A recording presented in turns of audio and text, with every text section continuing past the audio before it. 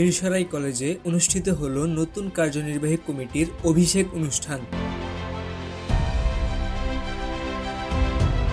মিরসরাই কলেজের অধ্যক্ষ রেজাউল করিমের সভাপতিত্বে আয়োজিত এই অনুষ্ঠানে সদ্য দায়িত্বপ্রাপ্ত সভাপতি এবং কলেজের সাবেক অধ্যক্ষ আতিকুল ইসলাম লতিফিকে ফুলেল শুভেচ্ছা জানান অতিথিবৃন্দ।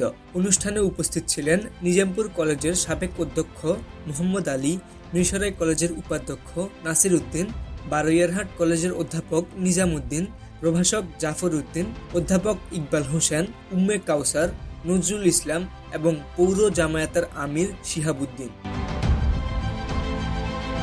বন্ধুরা, একটা প্রতিষ্ঠান পরিচালনার জন্য পরিচালনা কমিটির ভূমিকা অত্যন্ত গুরুত্বপূর্ণ। আমরা আপনারা প্রত্যেকের দাদার অবস্থান থেকে কলেজের সার্বিক গতিশীলতার জন্য কাজ করে যাব। এই হোক আজকে সবার প্রথম উচ্চারণ বা অঙ্গীকার। যাই হোক, মিরসরাই কলেজের ফলাফল বিশেষ করে উচ্চ মাধ্যমিক পর্যায়ে আশাব্যঞ্জক নয়।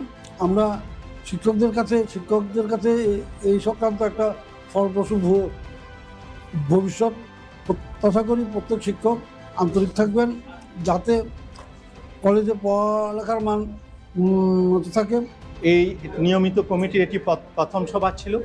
এই প্রথম সভাতে আমাদের সভাপতি মহোদয় সহ যারা সম্মানিত সবাই যারা উপস্থিত আছেন সবাইকে আমি ধন্যবাদ জানাচ্ছি এবং কৃতজ্ঞতা জ্ঞাপন করছি, যাতে একটা সুন্দর সুষ্ঠু ভালোভাবে একটা সভাটা আমরা শেষ করতে পেরেছি।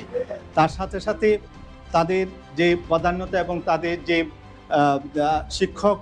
শিক্ষকদের প্রতি তাদের যে আন্তরিকতা প্রদর্শন করেছেন আমাদের সম্মানিত সভাপতি মহোদয়, তার জন্য আমি সবার শিক্ষক মহোদয়ের সবার পক্ষ থেকে আমি ওনার প্রতি কৃতজ্ঞতা জ্ঞাপন করছি এবং শ্রদ্ধা অর্পণ করছি।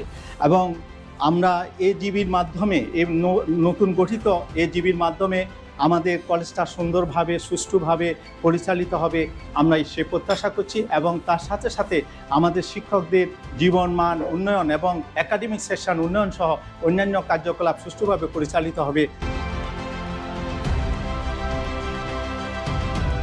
সংবর্ধিত সভাপতি তার বক্তব্যে জানান, অনুমোদিত এই নতুন কমিটি প্রতিষ্ঠানের পড়ালেখার মানোন্নয়ন এবং ভালো ফলাফলের জন্য যুগান্তকারী ভূমিকা রাখবে।